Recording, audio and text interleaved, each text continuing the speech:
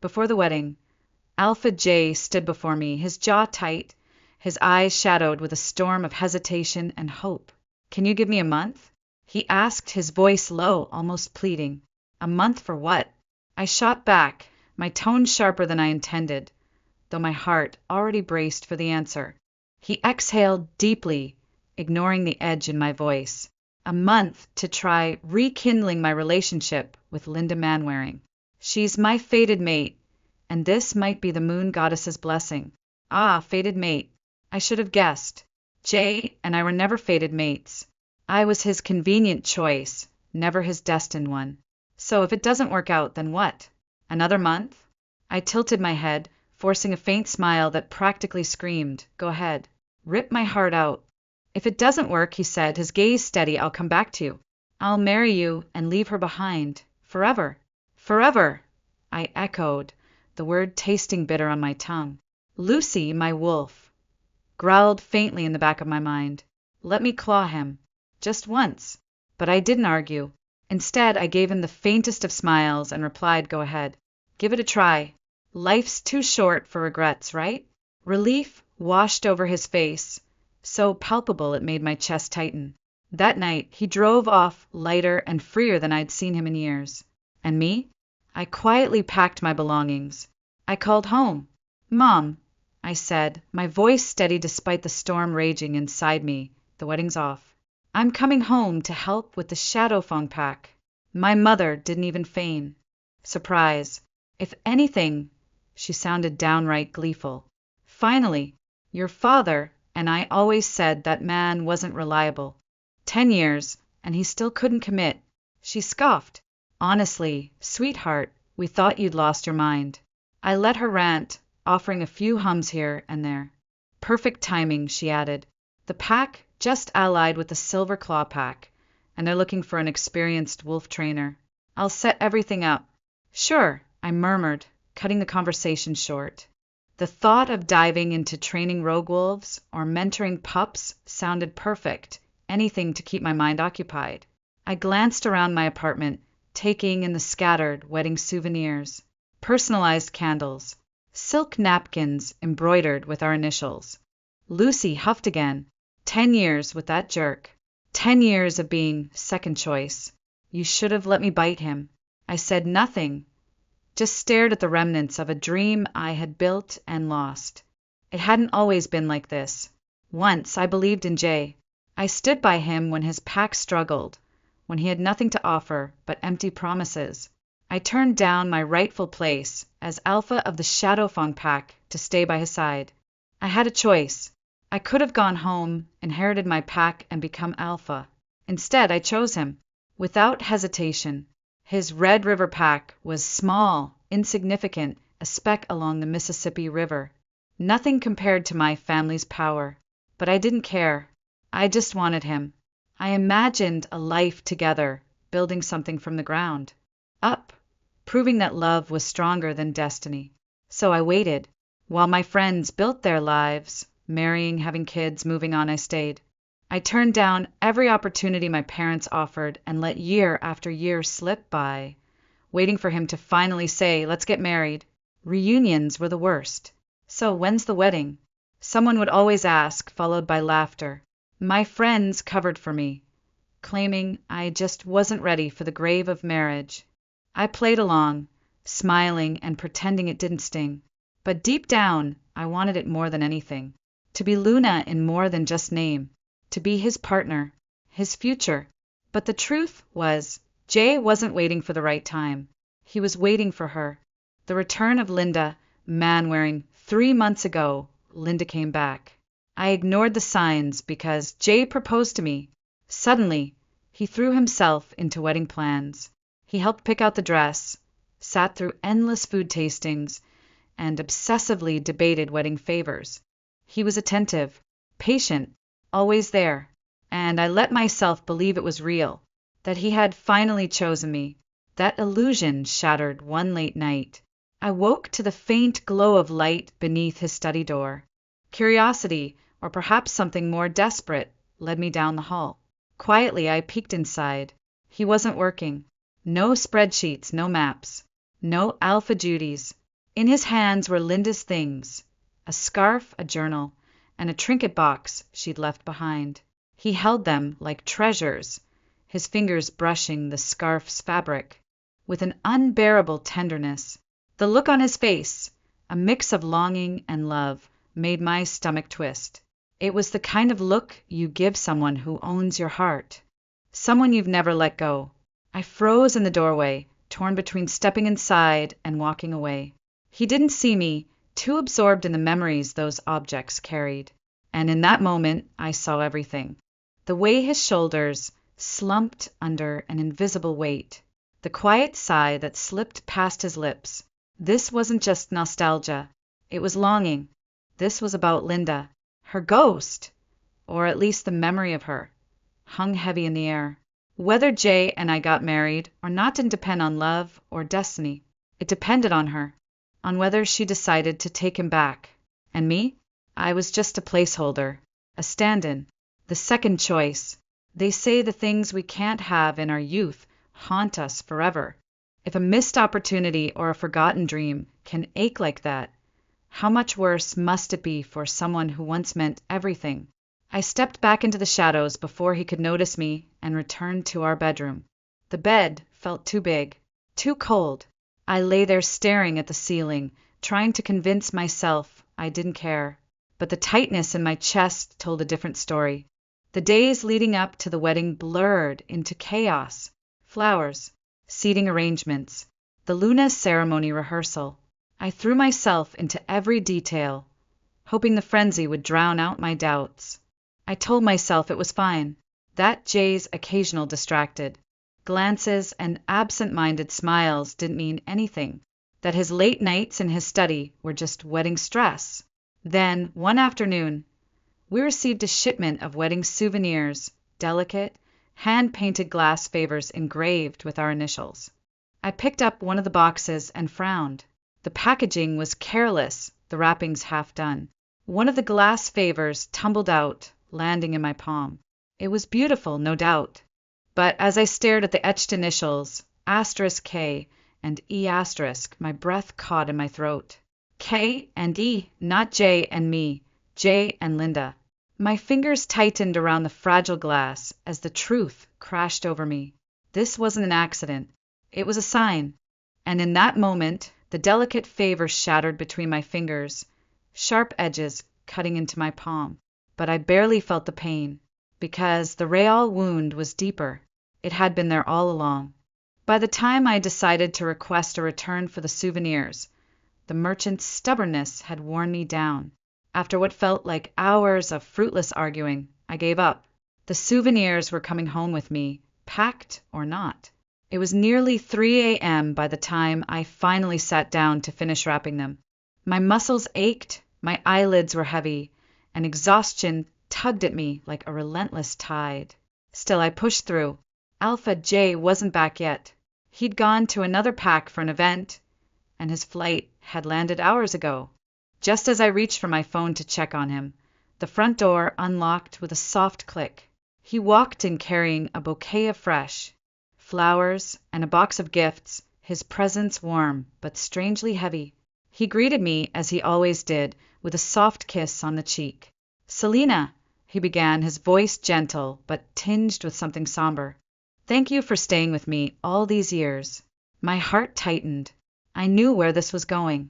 When Jay graduated, he had a wild, impossible dream. He didn't want to follow the Red River Pack's traditional path. Instead, he wanted to forge his own. No one believed in him. Not his family, not his friends. Except me. I defied my parents, sold the shops and houses under my name, and handed over every penny of my dowry to help him build his dream. I gave up everything for him, believing he was worth it. Time proved me right. Jay transformed the Red River Pack into a powerhouse, admired across the Mississippi River Territory. Young, successful, and driven, he became everything he'd ever wanted to be. But now, standing before me with that bouquet, he looked like a man ready to sever ties. "I'm moving out," he said, his tone calm yet resolute. "I don't want to carry regrets. You wouldn't want me to still think about someone else after we're married, would you? If I don't succeed, I'll let her go completely. I'll dedicate myself to you for the rest of my life. His eyes were red, his voice thick with emotion. It should have moved me. It should have made me feel closer to him. Instead, all I felt was the hollow ache in my chest. How could I say no? I had always known where I stood in Jay's heart, second place behind Linda. On my 18th birthday, when I shifted for the first time, I begged the moon goddess for a miracle. I prayed Jay would be my destined mate. But fate had other plans. The moon goddess chose Linda Manwaring for him, a picture-perfect beauty adored by everyone. At the mate ceremony, they were the golden couple, basking in admiration, while I endured the searing pain of rejection alone. Then Linda left, and I saw my chance. I pursued Jay relentlessly, ignoring the whispers and judgment. I believed love could be earned through effort alone. From the start, he had been honest. I still love Linda, he'd told me. If that bothers you, you shouldn't be with me. I thought I could wait. I thought time would fix everything. But now, as he stood before me, asking for my permission to chase after her, I realized how naive I'd been. Okay, I said quietly, my voice steady despite the storm raging inside. Go. Jay studied my face for a moment before smiling. Thank you for understanding me, he said. Then, without hesitation, he turned away, packing his things with an eagerness that made my heart crack. Minutes later, he drove off into the night, leaving behind only the faint scent of his cologne and the echoes of my own foolishness. I glanced at the wedding souvenirs scattered across the floor. Once a symbol of hope, now a cruel joke. What a waste. They'd never be sent out. My eyes fell on the bouquet he'd brought. Among the petals, I noticed a small card. Tucked away, curiosity prickled, and I hesitated before flipping it over. Linda, long time no see. I hope you're doing well. The name hit me like a punch to the gut. So he'd bought 2 bouquets, one for me and one for her. And in his rush, he'd grabbed the wrong one. How fitting. Without a second thought, I tossed the bouquet into the trash. Later that night, my phone buzzed with a message from my mother. The flight is booked for a week from now. You've been with the Red River Pack for so many years. Use this time to say goodbye. I stared at the screen for a long moment before typing a single word. Okay. While Jay chased his past, I spent my days letting go of mine. I had dinner with friends, revisited familiar places, and wandered the packlands that had once felt like home. Every evening, his calls came in like clockwork. Selena, what are you up to? I miss you. Nothing much, I replied, my voice steady. Just packing up at home. I told him the truth. Alpha, Jay didn't push for more, though he continued calling, updating me on where he was and what he was doing.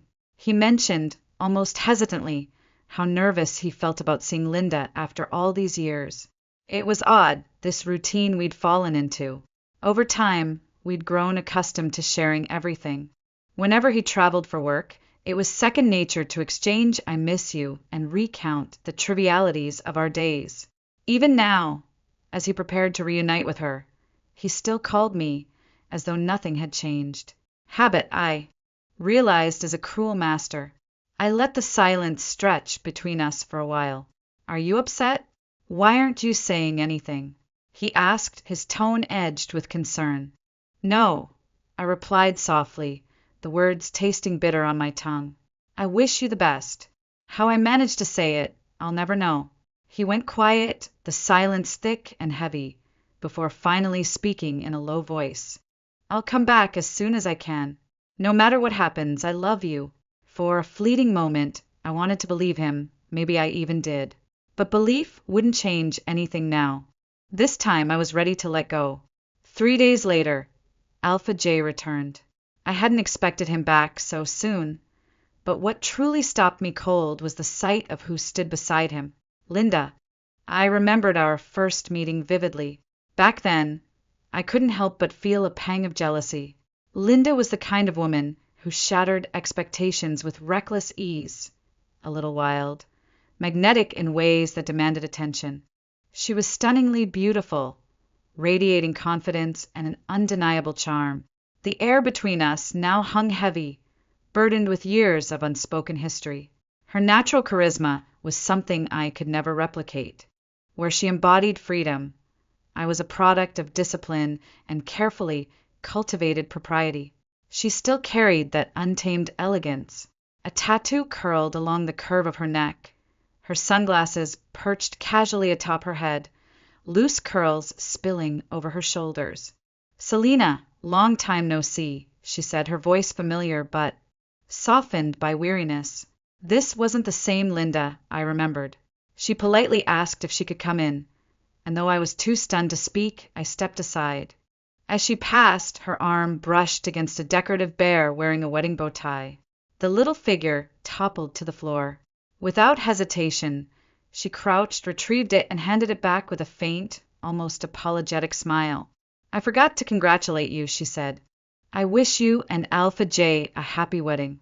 Her words were polite, even kind, but they carried an undercurrent I couldn't quite place. I nodded, unsure how to respond.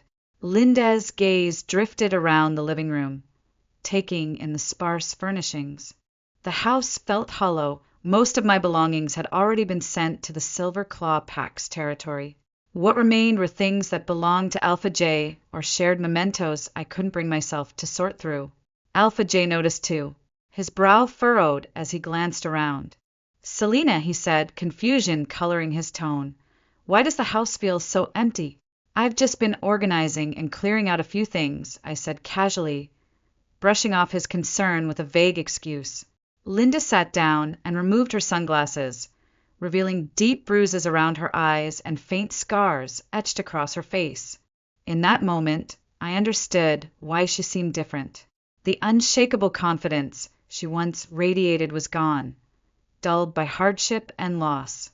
"As you can see," Linda said softly, her voice steady despite everything, "I'm not doing well."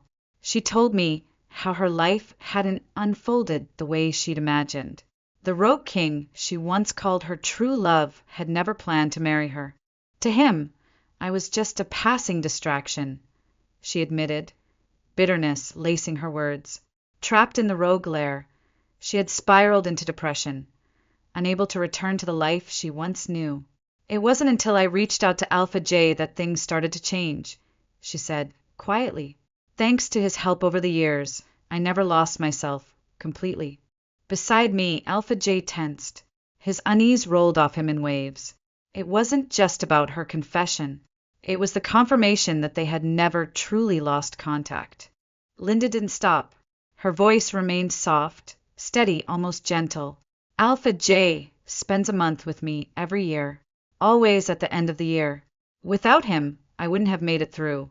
The words landed like a punch to the gut. Suddenly, everything clicked. His so-called wolf pack business trips, the vague excuses every December, the expansion efforts, the alliances he claimed to be securing. None of it had been real. He hadn't been tending to the pack. He had been with her. Linda glanced at me, gauging my reaction before continuing. "When Alpha J started growing his pack's business, I heard you sold your dowry to give him the startup capital. Even from afar, I admired your loyalty." I said nothing. The weight of her words pressed down like a lead shroud. Loyalty. That's what I had given him. Unwavering.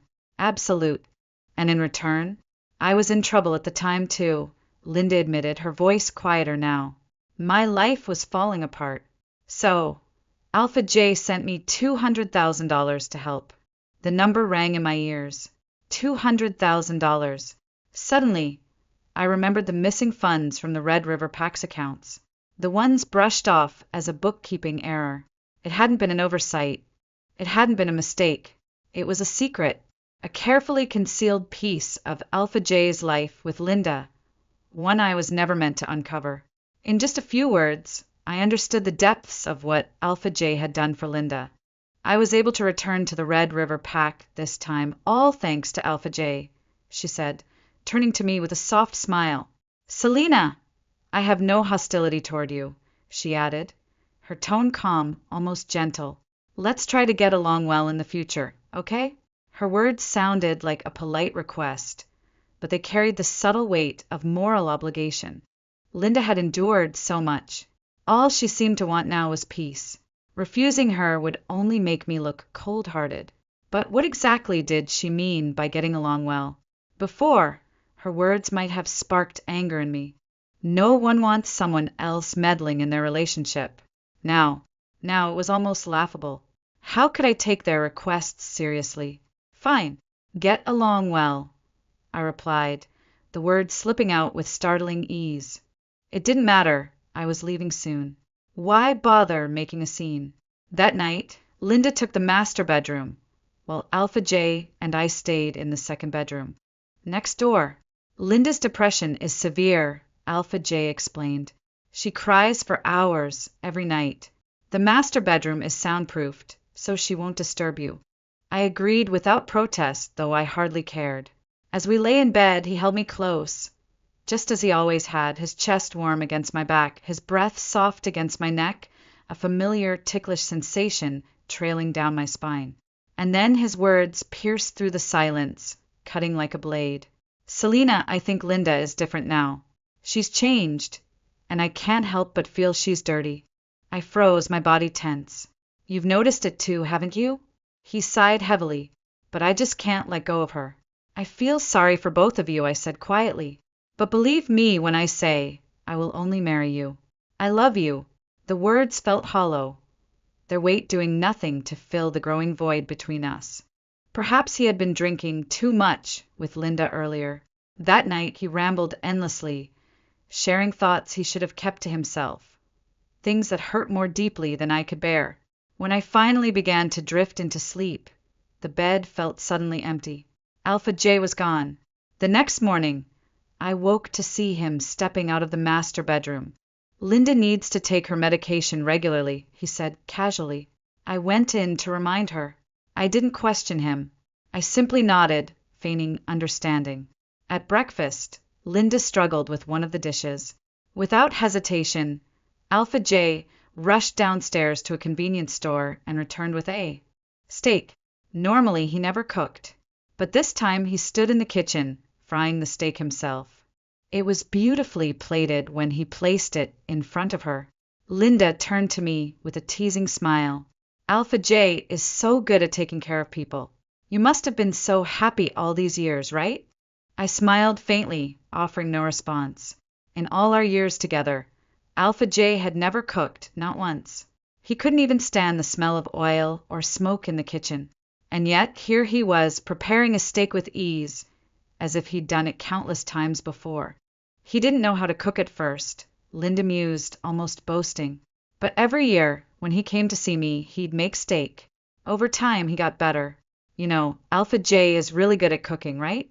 Her tone was light, almost casual, but her meaning was clear. She was staking her claim, as if I hadn't been the one by his side all these years. Alpha J shifted uncomfortably, glancing at me. I'm sorry, Selina. I've been busy lately, but I'll definitely cook for you more in the future. I laughed it off, the sound hollow. I had no interest in his empty promises. After breakfast, Alpha J hurried to take Linda to the hospital for her checkup. I quietly dragged my suitcase out of the room. He stopped and looked at me, confused. Are you going on a business trip? You didn't mention it. Yes, I said simply. He was in such a rush that he didn't ask any more questions before leaving. Perhaps Alpha J truly cared too much about Linda. Otherwise, the Alpha J I knew, attentive, meticulous, would have noticed that all my documents were gone, that every trace of me had already been erased from the house. Are you leaving now? His voice startled me, breaking the silence. There were still 3 hours until my flight, yet somehow I found myself at the crossroads of my life with him. I had spent so many sleepless nights wondering, what would life be like without Alpha J? What would it feel like to walk away? I hadn't expected it to happen like this, on such an ordinary morning or so plainly. Yes, I'm leaving now, I said quietly but firmly.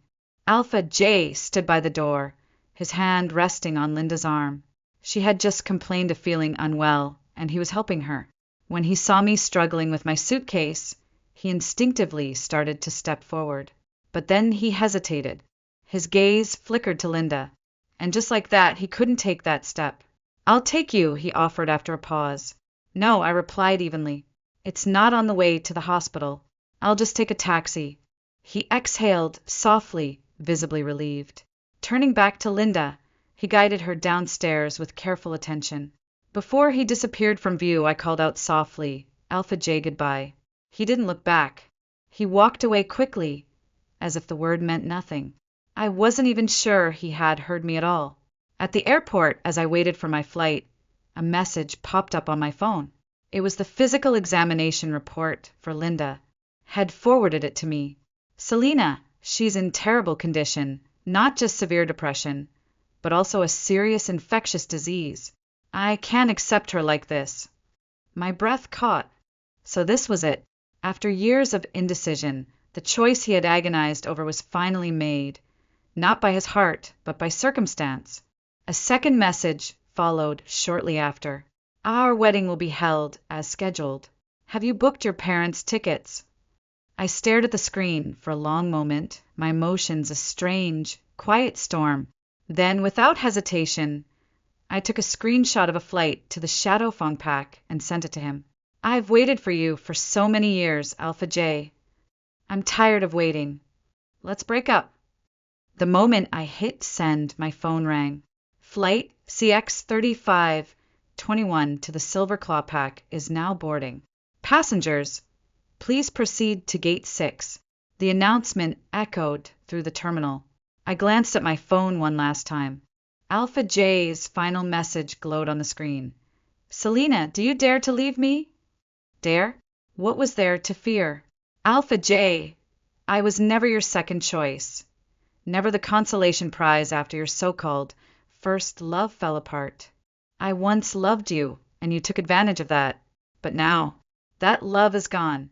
Without hesitation, I removed my SIM card, slipped it into my pocket, and boarded the plane without looking back. As the aircraft descended, memories flooded my mind. I thought back to the first time I met Linda. It was at the airport. The moment I saw her, I knew I would never replace her in Alpha J's heart. She was striking, confident, impossible to ignore. Even though I had been with Alpha J for a year by then, I could see it in his eyes. He was still captivated by her. Back then, I was just a student. Next to her, I felt small, like I didn't belong in their world. She smiled at me, and in that moment, I felt as if I were standing before my greatest rival. After all, she was Alpha J's ex. Was she trying to provoke me? To flaunt their past? Or was she silently telling me that I would never be enough for him? I braced myself for her words. But what she said next took me completely off guard. I'm getting married soon. I blinked. Don't worry, she added lightly. I have no reason to be hostile toward you. She absent-mindedly spun the ring on her finger. I'm just curious about his current girlfriend. As she spoke, a genuine smile spread across her face, the kind that only came when talking about someone you truly loved. And then I noticed something I hadn't before. Without that smile, Linda's eyes, her eyebrows, they looked like mine. Everything clicked. I thought back to when I first met Alpha J. The odd questions he had asked me, do you have a sister named Linda? I never understood why he preferred me expressionless, why he always said I looked better when I didn't smile. But now I knew. Maybe, just maybe, he had been drawn to me because I reminded him of her, because I was just similar enough to keep her memory alive. Linda didn't waste time on small talk. She must have seen the questions in my eyes because she answered them before I could ask. Alpha J had dropped out of school for a year because of her. It had taken everything in him to claw his way back, to get into university again. If you had met him back then, you wouldn't have even spared him a glance, she admitted. He was rotten to the core. And the reason? She had made him that way. Before meeting her, he wasn't like that. She told me how it all began. They had been leaving a bar. Her companion got drunk and accidentally injured her. Alpha J stepped in to protect her. That moment fascinated Linda so much that she started following him around, pestering him day after day, until eventually they became a couple. I swallowed hard. What happened next? I asked, almost afraid of the answer. But then, Linda changed the subject. We were just playing around back then, she said lightly. But Jay, he took it too seriously, so seriously that in the end it scared me. So, she left him. She sighed, and in that brief pause I thought I caught something, regret maybe. A trace of something left unsaid. But I'm very happy now, she added.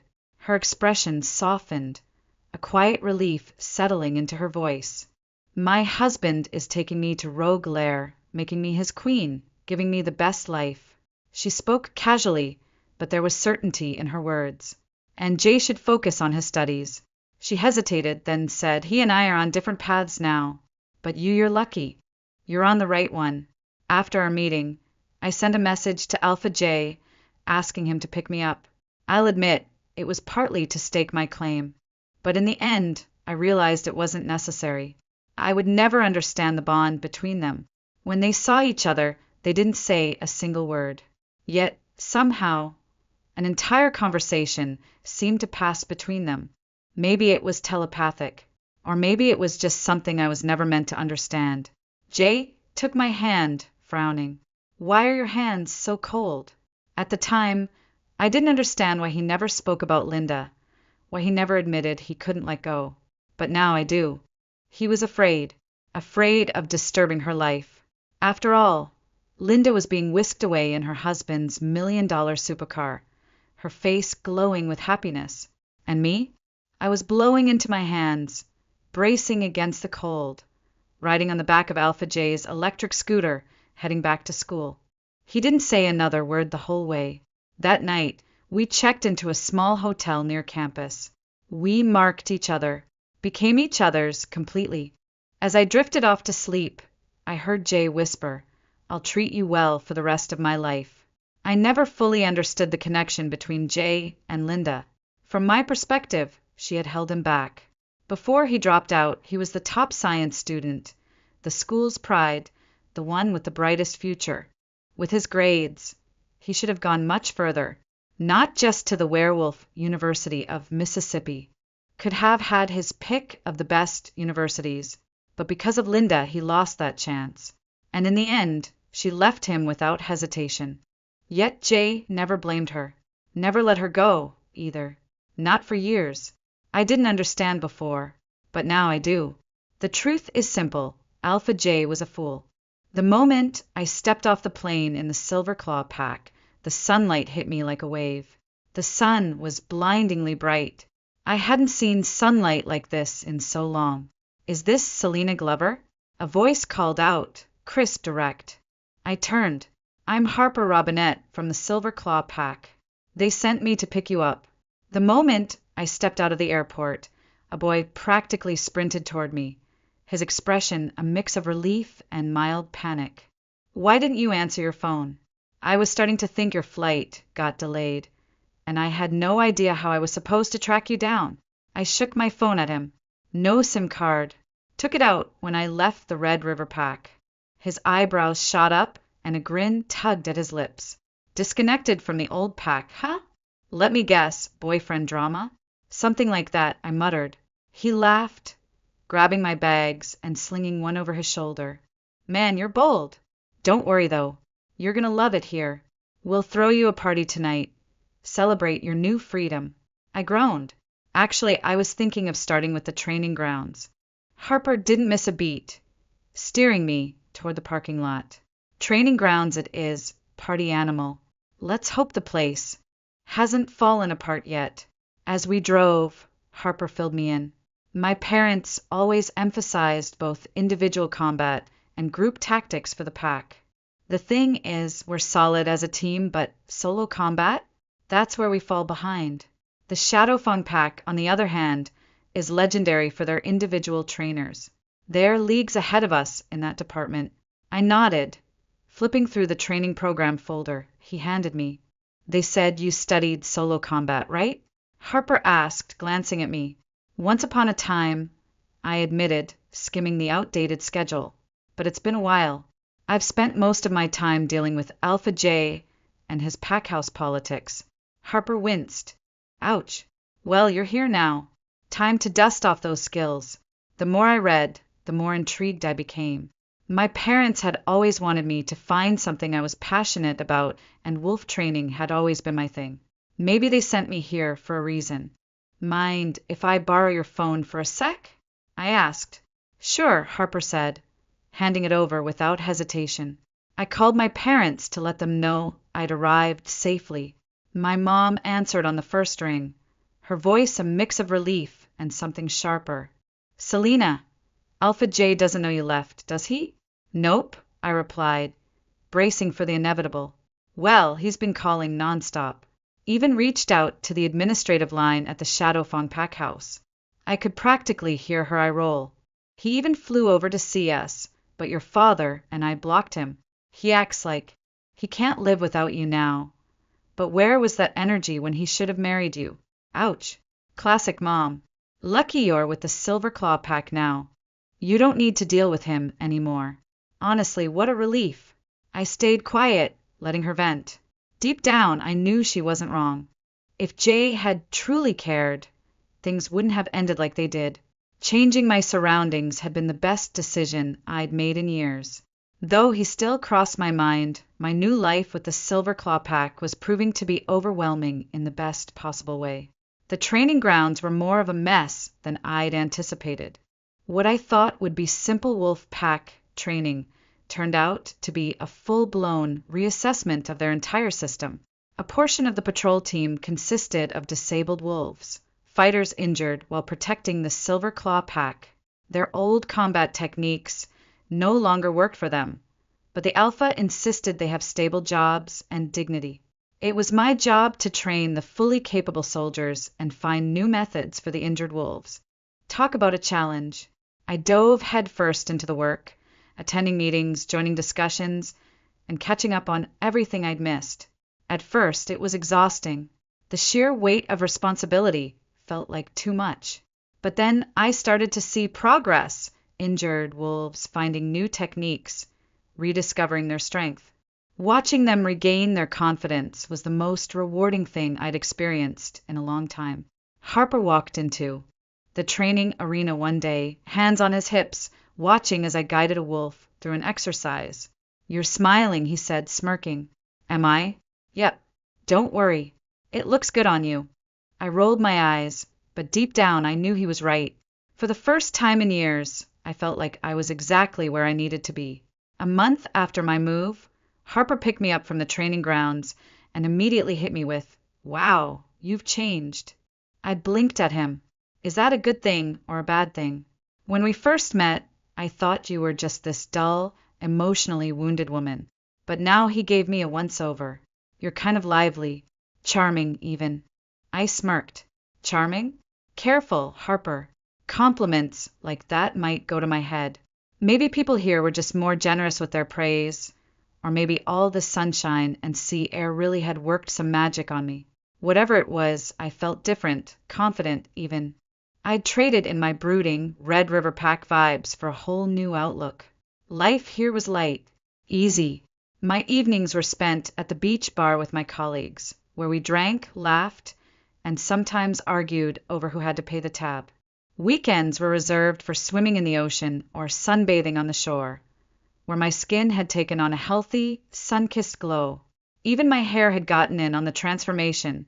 It was wild and colorful now, thanks to a lost bet. One evening, as we huddled around a barbecue, dissecting the latest fighting competition, someone nudged me and pointed toward the distance. Hey, Selena, looks like someone's searching for you. I squinted through the golden haze of the sunset and froze. Walking toward us was Alpha J, looking as out of place as a sheep in a wolf pack. His usual confidence seemed to have been left behind, replaced by exhaustion, and was that hesitation? Selena, I finally found you, he said, stopping a few feet away, his voice rough. I crossed my arms. Yeah, long time no see, Jay. I checked flights, your parents' pack house. Asked around his words, trailed off as he glanced at my friends, who were already smirking. Visitor from the Red River Pack, I announced, turning to my crew. I'll be back in a bit. Not so fast. One of them called. You're not going anywhere until you finish your drink. Challenge accepted. I grabbed my glass, ready to down it in one go. But Jay stepped forward, snatching it from my hand. "Do you even know how to drink?" he asked like a disapproving parent. "I think I'll manage, thanks." Ignoring me, he took a swig. Big mistake. His face twisted, and he coughed like he'd just chugged poison. "You were saying?" I deadpanned, taking the glass back and draining it with ease. My friends cheered, and I joined in their laughter, leaving Jay standing awkwardly off to the side. "We've been together how many years, and you still don't know I can drink?" I asked, raising an eyebrow. He shuffled his feet. "You never drank much around me." That made me laugh. "Yeah, because Linda didn't like drunks. You stopped drinking for her, remember?" The mention of her name made him wince. "That's not. And I wasn't about to reek of alcohol around you, either." I cut him off. Back then, I rarely drank either, but for a different reason. To avoid his judgmental glares. Memories surfaced. Times when I'd had too much to drink at business meetings and colleagues had dragged me home. Alpha J's look of disapproval always lingered. So I'd scrub the scent of alcohol off my skin and crash in the guest room to avoid him. No wonder he thought I didn't drink. He didn't know me at all. He opened his mouth, probably to protest, but I wasn't done. "Trust me, Jay, I can drink anyone under the table if I want to. You just never bothered to notice." He hesitated, his voice almost apologetic. "I just thought, is it like Linda? You can't stand it?" Alpha J's face twisted, a flash of anger that he quickly shoved down. "Don't bring her up," he gritted out, his voice tight, but there was something in his eyes. I smirked inwardly. I was definitely not Linda. She was the kind of girl who needed saving, while not so much. "Where's Linda? Didn't she come with you?" I asked, mostly out of curiosity, not trying to stir the pot.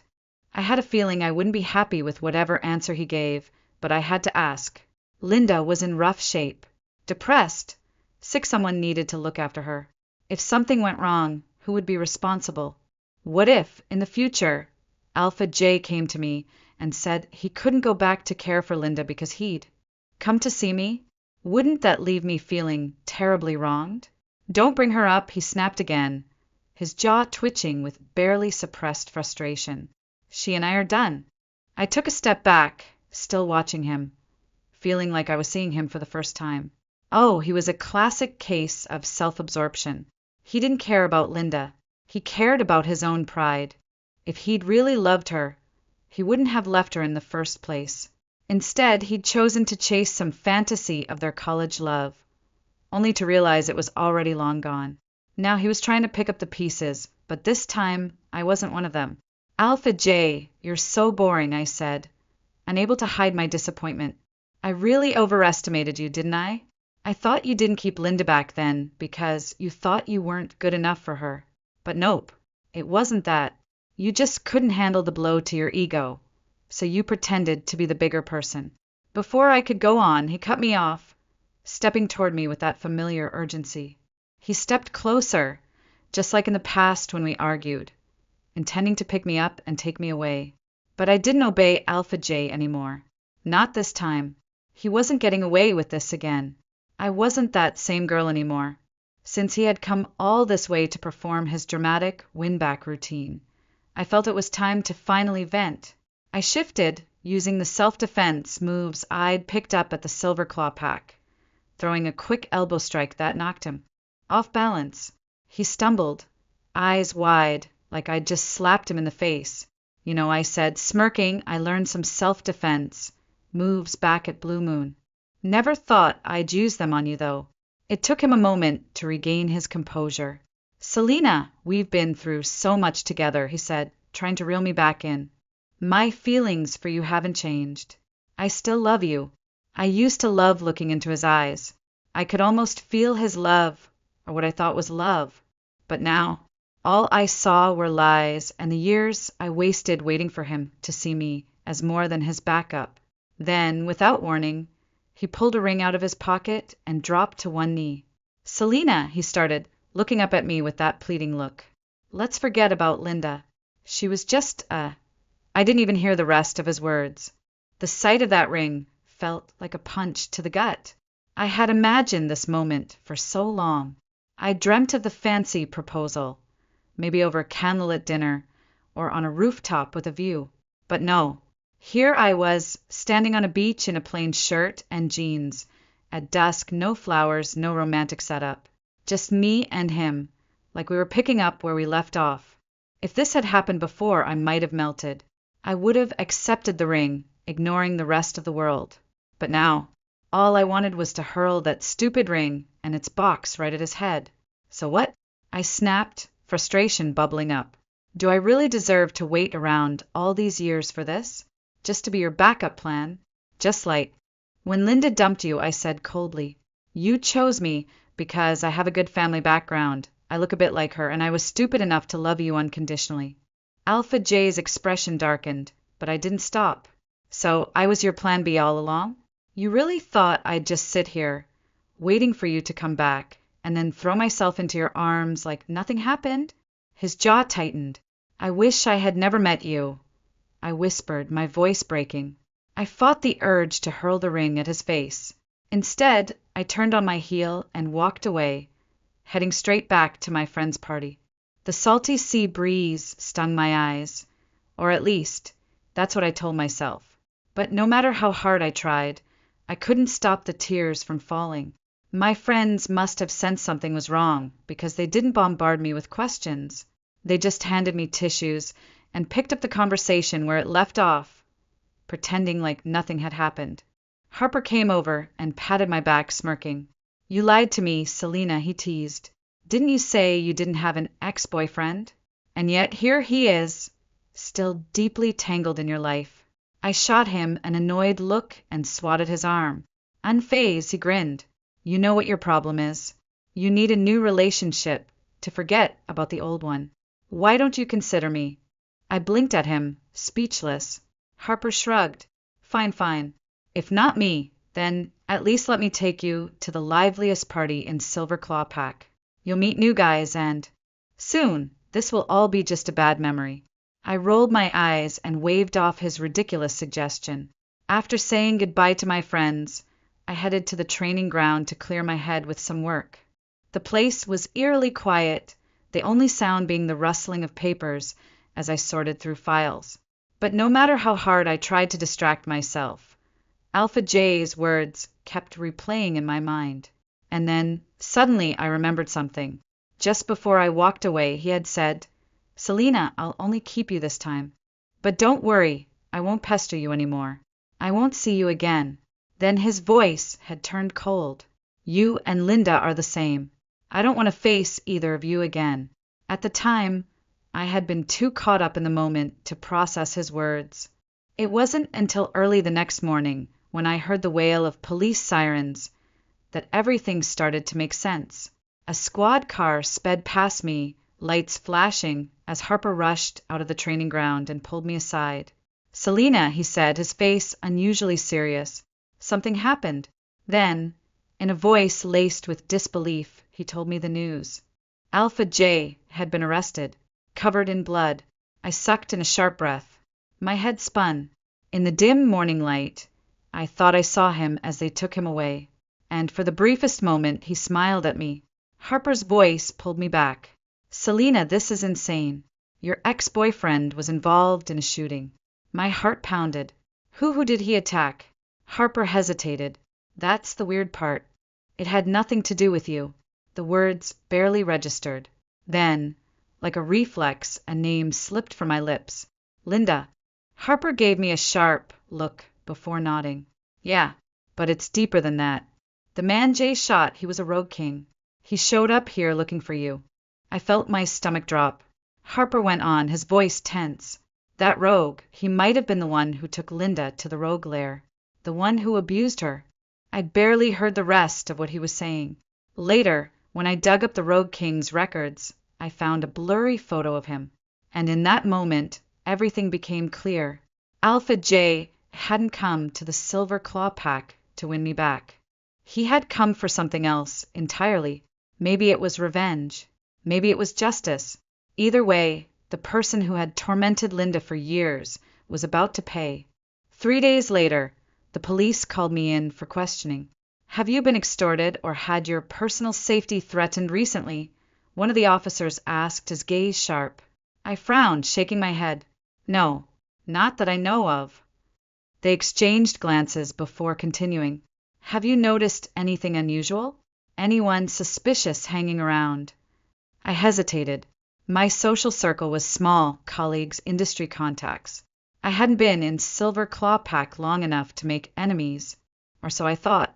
Then they showed me the surveillance footage. The grainy black and white video played on a screen. 2 figures loitered near my house over the past week.